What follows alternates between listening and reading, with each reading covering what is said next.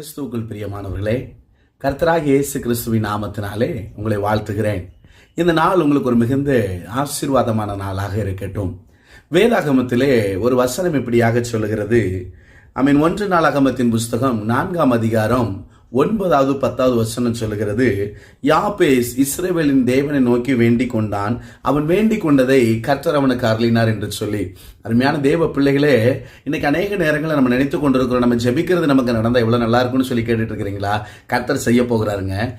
யாபேஸ் ஆண்டவரை பார்த்து கேட்கிறார், தேவரே நீர் ஆசீர்வதித்து என் எல்லையை பெரிதாக்கும் என்று சொல்லி அவர் கேட்டாரு. தீங்கு என்னை துக்கப்படுத்த கூடாதுன்னு கேட்டாரு. கர்த்தர் அப்படியே செய்தாராம். அவருடைய எல்லைகள் எல்லாம் விரிவாக்குனாரு. யாபேஸ் அவருடைய சகோதரர் எல்லாரையும் காட்டிலும் கனமுள்ளவனா கர்த்தர் மாற்றினாராமா.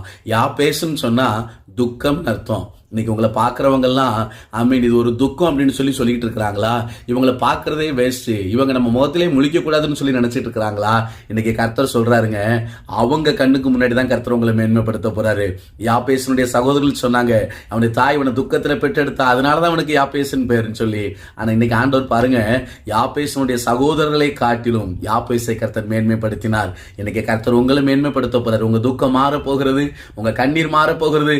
கர்த்தர் உங்களை உயர்த்துவார், உங்களை ஆசீர்வதிப்பாராக.